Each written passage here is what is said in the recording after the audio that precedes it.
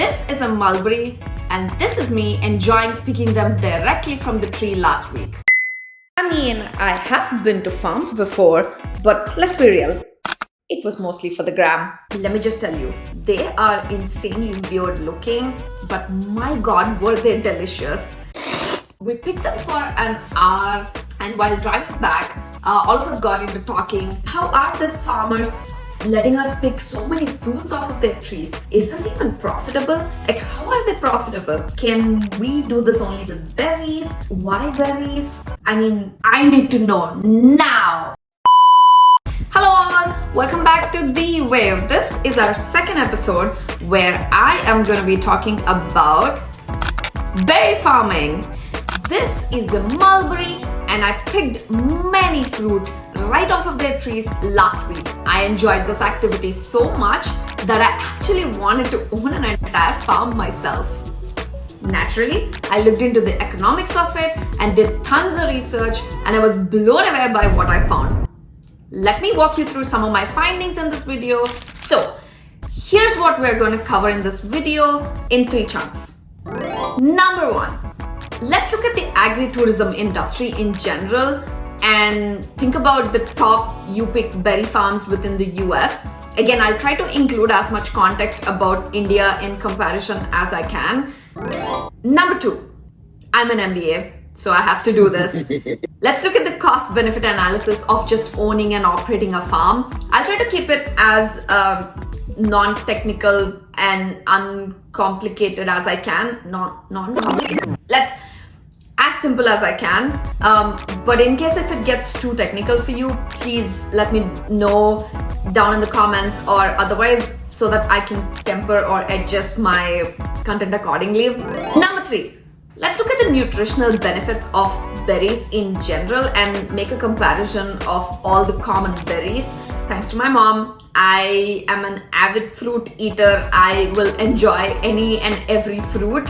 It's my dream to actually eat all the fruit across the globe one day, someday. Alright, let's dive into some fascinating statistics of agriculture and agritourism both in the US and India.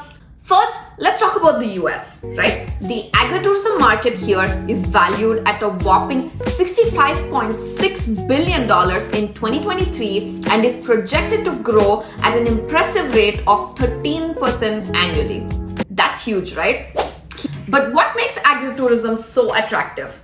Well, it's about diversification, right? Farmers in the US have embraced activities like on-farm sales, outdoor recreation, agritainment, educational tourism, and even accommodations to boost their revenue.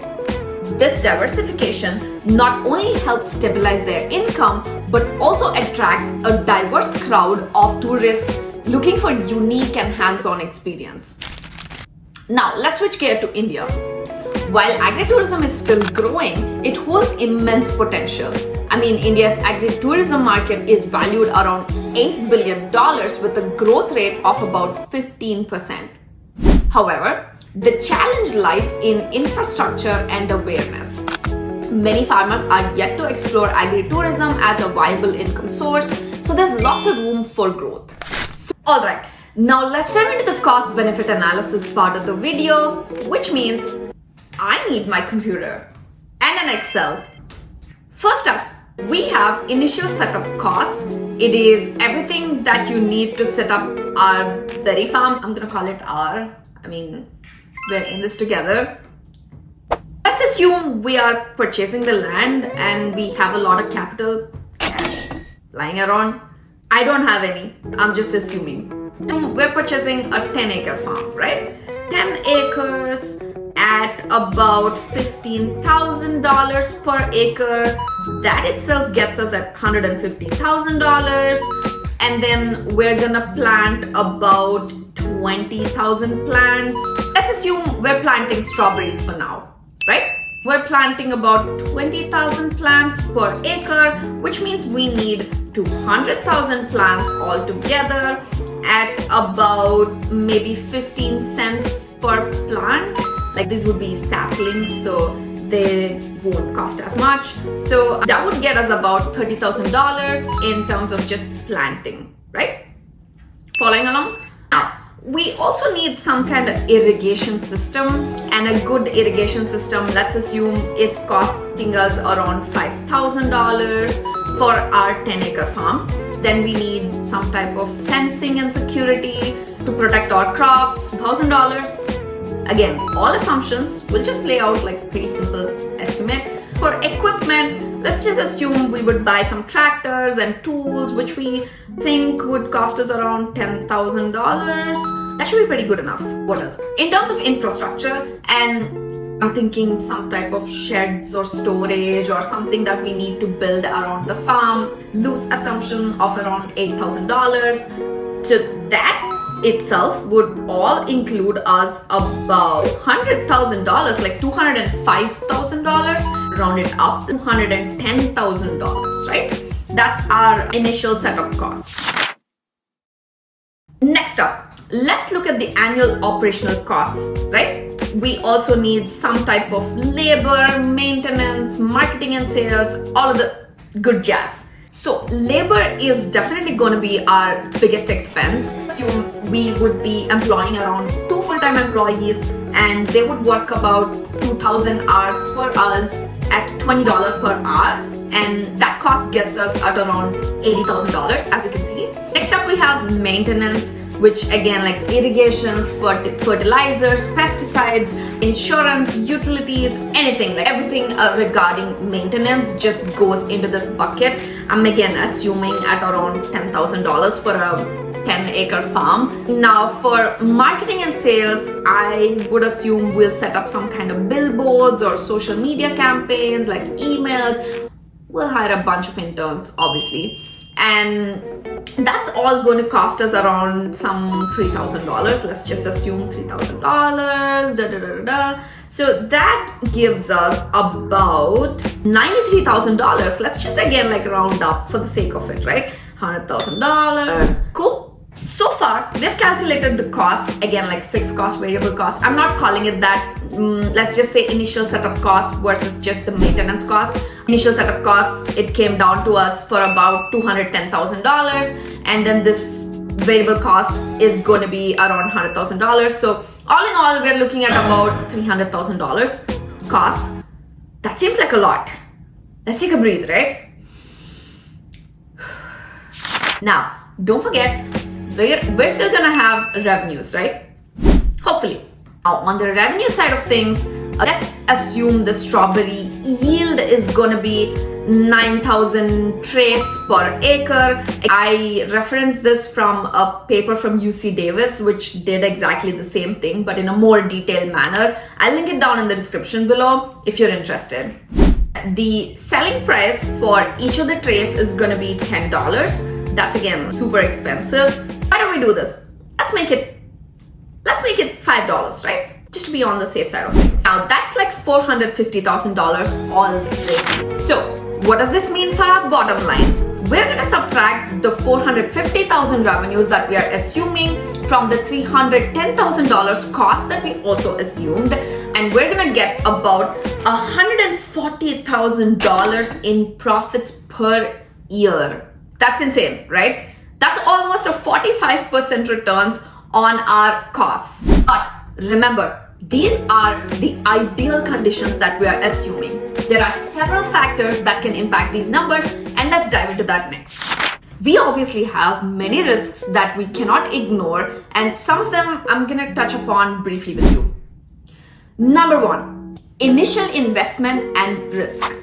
Listen, this is such a crude analysis. All my MBA classmates are gonna like just not like this, especially my finance bros. They're gonna come at me because we should always take into consideration the opportunity cost or the IRR or some type of like risk mitigating fact. Like we need to include risk into this calculation, which we have not. Number two, operational challenges. I mean, I don't know jack shit about just running a farm, I am definitely going to take into consideration what challenges I might face, hiring labor, to getting the equipment, complying with regulations, everything. That's going to be a lot. Number 3, market saturation and competition. Listen, there are going to be lots of players in this field, and we need a significant partner for distribution, otherwise we're doomed. Number 4, marketing and distribution. Let's be real, not everyone can get the marketing right? Number 5, seasonality. We are talking about maybe few months in the summer where we can get significant yield from the crop, but rest of the time we're gonna have to figure out what to do with the land. Number 6, consumer trends. Listen, consumers prefer different things at different points of time, and so the demand can also be different for us, which we definitely need to take into consideration. But with careful planning, proper risk management, and significant diversification, I think we can mitigate these challenges and run a pretty successful berry farm. What do you think? Alright, so there you have it, the economics of owning a berry farm. It's a lot of work, but I think with the right kind of strategy, we can make it a rewarding venture. Stay tuned as we explore more of the amazing nutritional benefits of different kinds of berries. Next up, alright, let's talk about the incredible nutritional benefits of these delicious berries. Let's take a closer look at some of the most popular berries and what makes them so special. First up, we have strawberries. Did you know that just 1 cup of strawberries gives you more than your daily requirement of vitamin C? They're also packed with folate, manganese, and antioxidants like anthocyanins and ellagic acid. These nutrients help fight inflammation, improves your heart health, and promotes glowing skin. Next up, we have blueberries. These powerhouses are known for their high levels of antioxidants, particularly anthocyanins, which give them their deep blue color. They are also rich in vitamin C, vitamin K, and manganese. Blueberries can help improve insulin sensitivity, reducing the risk of heart disease, and also support brain health. Raspberries are next on the list. These vibrant berries are a fantastic source of dietary fiber, vitamin C, and B vitamins. They also contain ellagic acid and quercetin, powerful antioxidants that help reduce inflammation and fight oxidative stress. Raspberries are great for weight management and improving heart health. Alright, let's not forget about blackberries. I mean, they're not my favorite, but we have to talk about them. These berries are packed with vitamin C, vitamin K, and fiber. They're also rich in anthocyanins and catechins, which help fight inflammation and support cardiovascular health. Blackberries are fantastic for digestive health and reducing oxidative stress. Comment down below what your favorite fruit is and what kind of berries do you love the most. I know I love...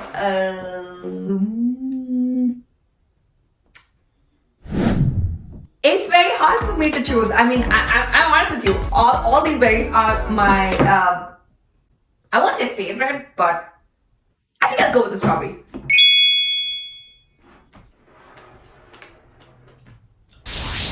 At The Wave, I love exploring some of my random curiosities and putting a business spin on them, helping us all learn and grow along the way together.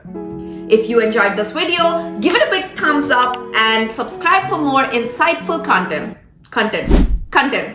I have also tried to incorporate some of the feedback that I received for my first video. If you have not watched it yet, check it out on my channel.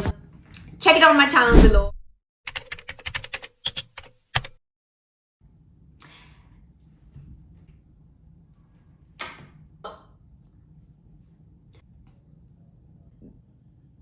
No. Okay.